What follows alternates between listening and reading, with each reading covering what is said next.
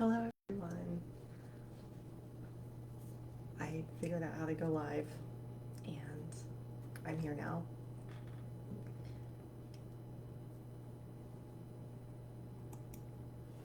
So just give me a second to get everything going.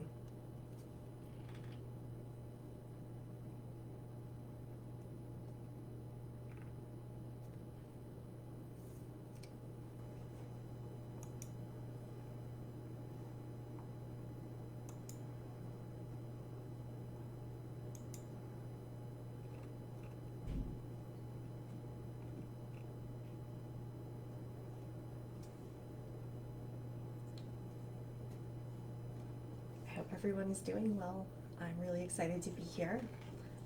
I'm going to get started because it's just 7. So first I'm going to introduce myself and my work. I'm Maria Picone. I'm a multi-genre writer and visual artist. I'm originally from Massachusetts by way of South Korea, and I'm currently living in Myrtle Beach, South Carolina. I came back to writing in 2019, and since then I've been exploring various issues with social justice, identity, pop culture, and other things in my writing. I'm a transnational adoptee, so a lot of my poems deal with adoption and identity. And tonight I'm going to be reading some poetry that is a suite that I consider a set of poems about my childhood feelings towards my adopted mother and adoption in general, as well as some joyful and terrifying and wonderful childhood experiences. So I am the prose editor at Chestnut Review, and I also work at some other literary magazines. It's really a pleasure to engage with the community and champion people's writing and work, so that's something that really fulfills me. I want to give a shout out to my poetry groups, my Lavender group, my Fig group friends. We meet every month to workshop each other's poems, and they are so inspirational for me, as well as the support of my family, my friends, fellow writers, and everyone. So I think that it's really, really fantastic to have a group of people that you can consider your community. At the moment, I'm part of a novel generator program. So I'm working on a novel that is a literary slash fantasy novel centered around decolonizing a lot of Western fantasy tropes through a Korean lens. And the program is really intimidating because we meet every week to workshop each other's works, and I have to do a lot of writing and also thinking about culture, about writing identity, and who I'm writing to. So I'm making a lot of big decisions about my novel, which I love. And I'm also working on gathering and revising and thinking about how my poems sit in conversation with each other to try to make them into a cohesive chapbook or longer collection. So those are some things that I'm thinking about right now.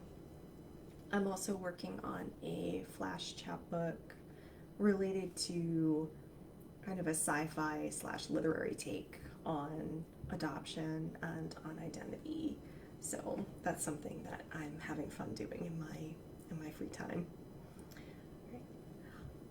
So I have included on our page a link to my website. All my publications are there. My bio is also in the links, so you can follow me on Twitter, MS Picone. I normally use my Facebook just for personal things. So this is my first time doing a live video on Facebook, but yeah, I really appreciate the support from Sundress and from the Poets in Pajamas series. I'm actually slated to do a residency at SAFTA next kind of winter slash early spring. I don't know what to call it. That weird time in the beginning of March where it's not really quite spring yet.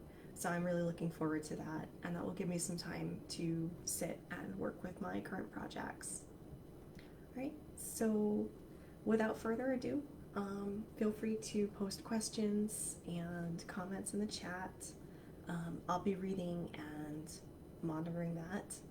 I'm going to read a suite of 6 poems that I hope are interrelated, interconnected, and build some sort of resonance around this idea.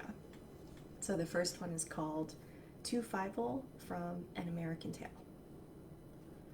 When I was a child like you, gazing moonwise, starwise, at what I could not, through my east-facing window, observe, I thought of family, reciting a prayer to my guardian angel. All us space-worn children carry American tales, our journeys elixirs of ecstasy and terror too closely sequenced to form a narrative, a stripling nightmare. I dreamed, pressing a band-aid to my father's broken skull, invisible warriors invading my bed, knowing through any fault line they could enter. Forever aware she passed me on from her womb, my alternate future portending.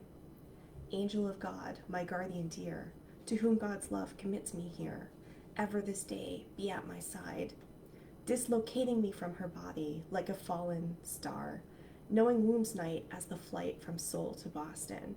She passed on me, my only wish as I beheld the silver visage of the angel, for her to be thinking of me, loving me tonight. I remember in our lyric Greek seminar, my professor's voice trembled like an ancient lyre string when he spoke of the Lighthouse Song, the way to mourn a lost child. Remembered Linus clinging to his childhood passions as I did. We sojourners raise up insane hope, inoculation against inveterate fear. It is not enough just to grieve. Foundling. Past committed, I chanted towards my heaven, the far half of the earth. I had 4 imaginary friends who understood the magic behind my incantation. Underneath the moonlight, we heard premature dawn birds ramp up their singing. My parents brought me home an abandoned kitten. She, being like me, licked my hand as we fell asleep underneath the same big sky.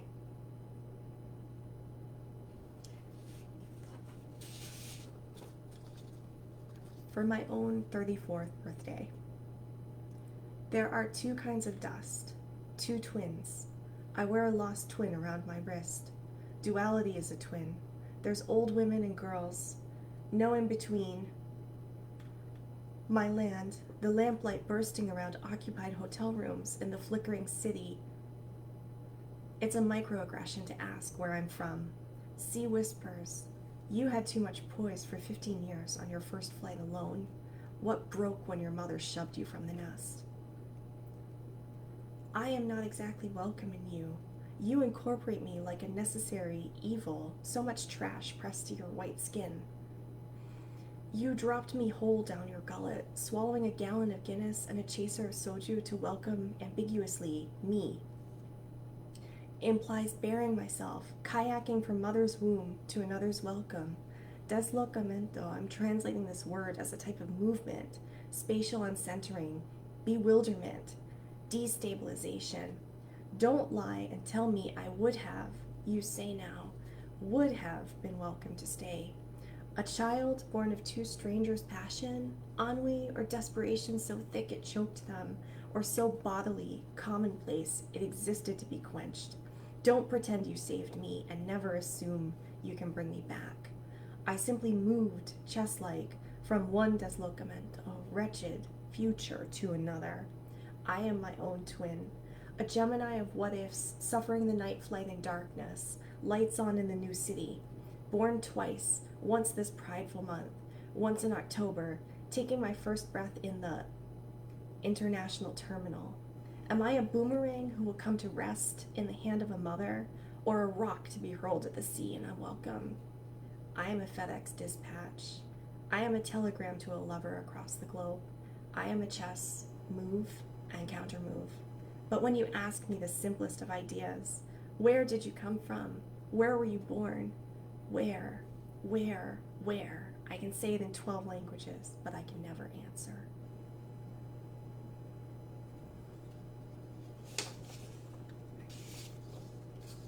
This poem is called Maleficent. 1. In 7th grade, I learned to pray. In Spanish is rezar. Edged like razor, work and worship. I learned adoption was life's sword. Maldición, malediction. Bendición, benediction. Doubled and edged beatitude. I should give thanks, I learned. 2. She left her blood woven throughout. Her curse, benison. Her hope, imprecation. I learned in high school Latin, cursus. Track, trajectory, swooping back. Pendulum, defixio. To fix her, defix her. To defix her, fix her. Gladius, sword of God, I raise my voice. Recite this oration, erasure, as taught to give praise. Gladiolus flower bowing, crimson in the pews, I learned. 3. Head bowed, do the work, the worship. Gladius Dei, Mater Dei. Kneel before my saviors, savor gratitude, I learned. What words are twinned? Alma, soul. Allah, wing. Why cracking, open language never made for you? Cleaves, Gladius Meus, Mater Mea. Pray, mother, that you are not made bad, making bad. Not the bad doer, doing bad works. That your progeny can narrate, orate, explain away the curse with which you leveled her. Swoop of sword, swoop of wing. Allah, Alma, Allah, Alma, I learned. 4. Magnificat anima mea dominum, exultavit spiritus meus in Deo, salutati meo, quia respexit humilitatem ancile suae, beata me dicen omnes. The swoop of these words, her same-sided wings, the razor of my life, it cut.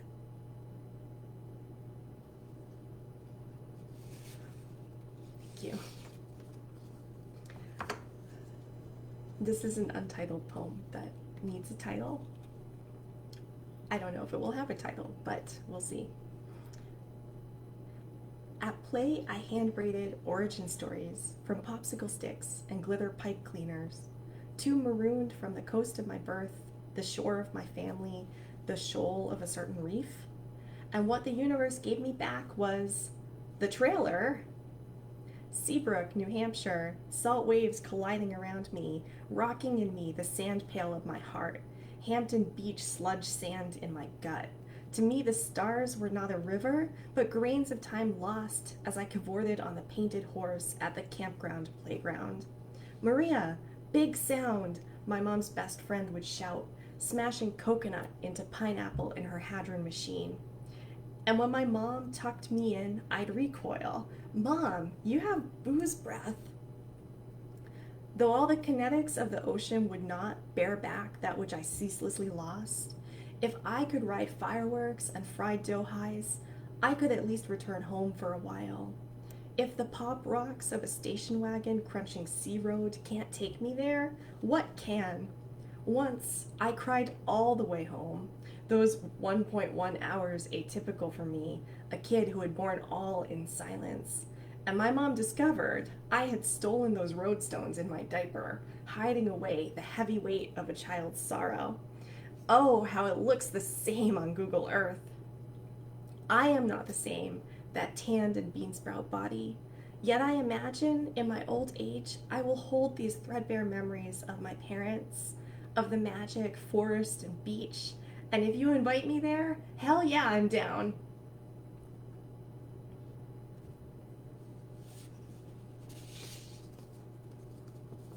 A little bit of muted levity, I think.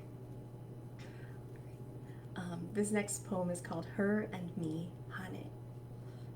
Dissatisfied with how her wings had become shadows, she paced and sang. She did not speak, did not tell me her name. She did not want me to know, but I knew she lives on in fairy tales, cursing me, saving me. I know her tail grows blacker in the telling. I am her ugly duckling, a swan, singing our stories into the darkness of the nest. I sprouted wings to return to her, to fly back, to undo the first flight. I grew crazed, molting, plucking myself, bare to be loved again. Pin feathers of my life coming in, fresh, frantic, lengthening as all does with time. Our distance grows, strengthening my ignorance. Like all mysteries, we fashion stories from thin thread, weave whole cloth from fragile strands, half-formed impressions, recovered memories, reclaimed. And from this imperfect fabric, I stitch new wings. I tell new tales of mother who left me, whom I left, mother, country. I learn the Mogugo. And if your wings shine too darkly, mother, in this new light, I will redeem them.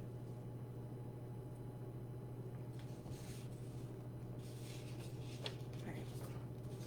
I have one more poem in this set, and it is called Prayer to My Guardian Angel.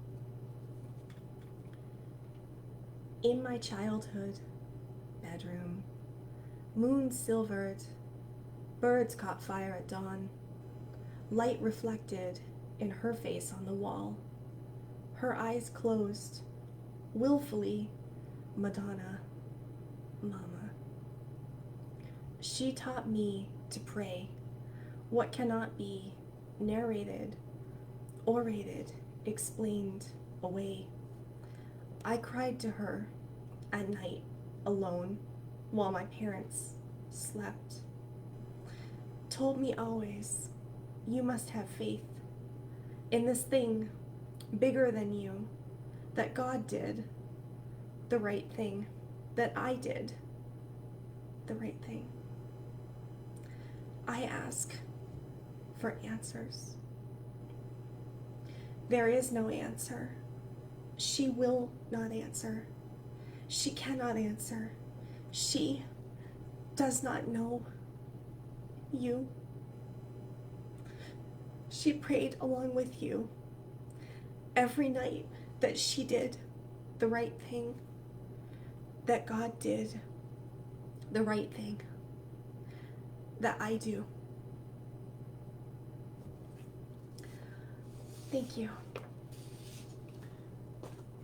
Oh, give me a minute.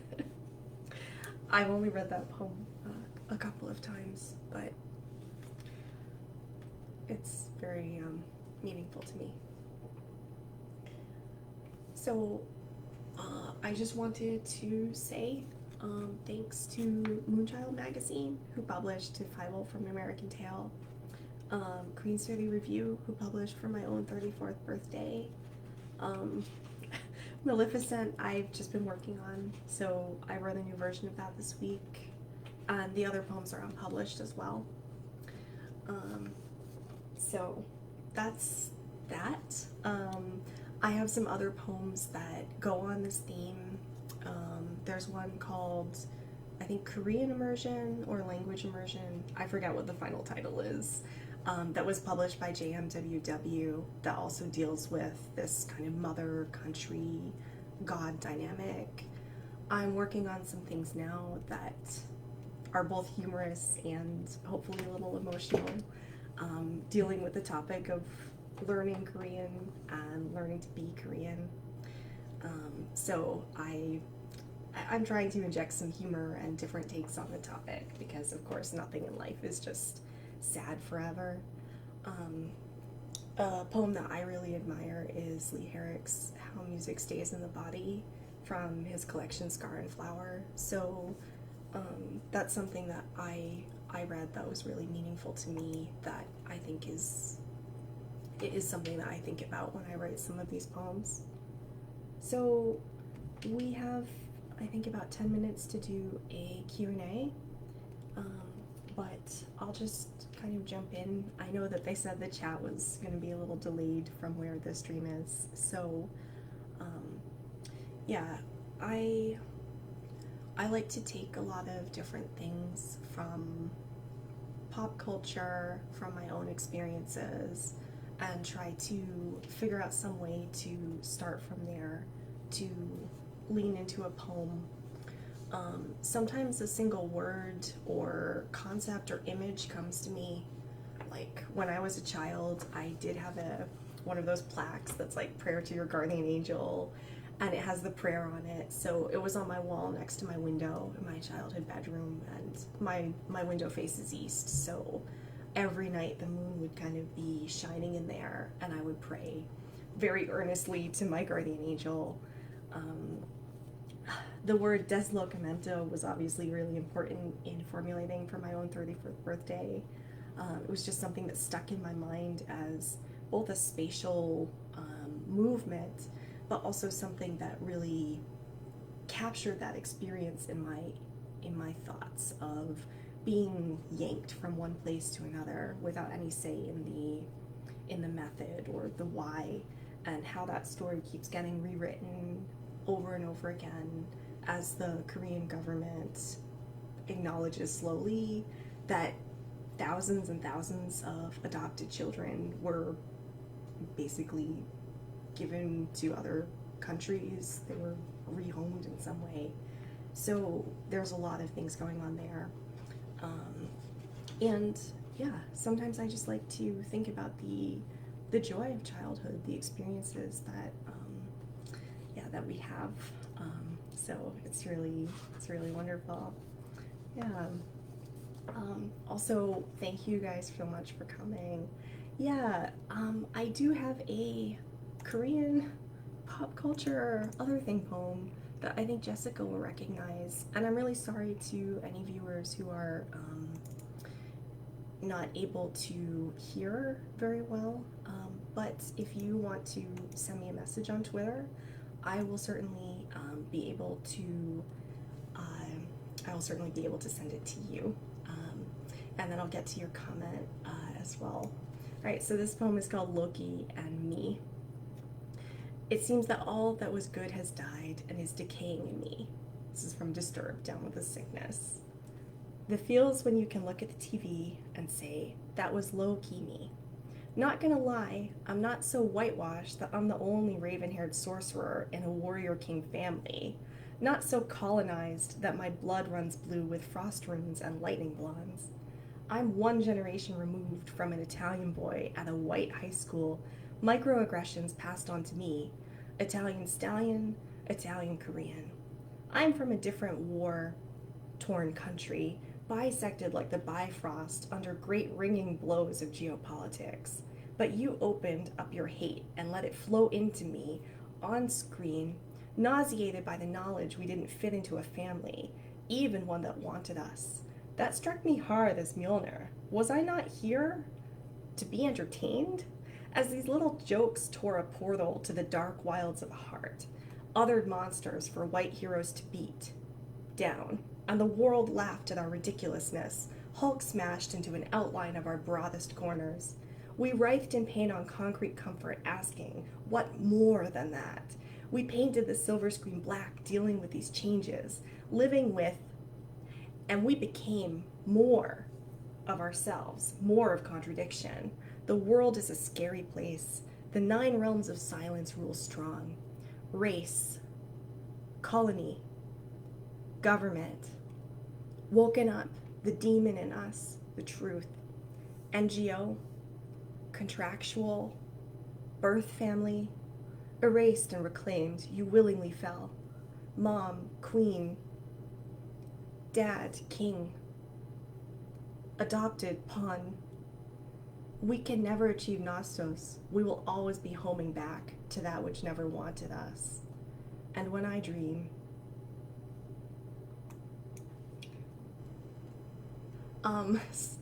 okay, comments. Thank you. Yes, so that fish poem actually came from a workshop I took with Rachel Kahn. She teaches at UCLA Extension. And it really unlocks something very personal for me. It's about a relationship that didn't work out too well. And there's an actual fish painting behind this that my ex painted, but I wanted to embody a dual perspective in that poem, not just his words to me, but what the words would be now and my words to myself at the time, as well as what I think about the relationship now. So I wanted to do an ekphrasis that skewed the line between actually just showing what's in the picture and showing what's behind the picture, because, and I don't know why this was just one day, this never happened. He just came over and I was the painter, but I was like, hey, I'm gonna paint, and he said, okay, I'm gonna paint too, and now I have this fish. So I guess that could be a relationship metaphor in some way, but certainly it was just really something that was just perfect. And I think the fish metaphor took over the prose and really became something that I could really emotionally connect with, in terms of both feeling how I felt at the time and feeling how I feel now for putting him and other people through what I was like at the time. So there's just a lot of reciprocity and resonance going on there.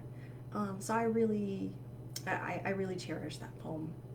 That's one of those poems you write for yourself, I think. Yeah.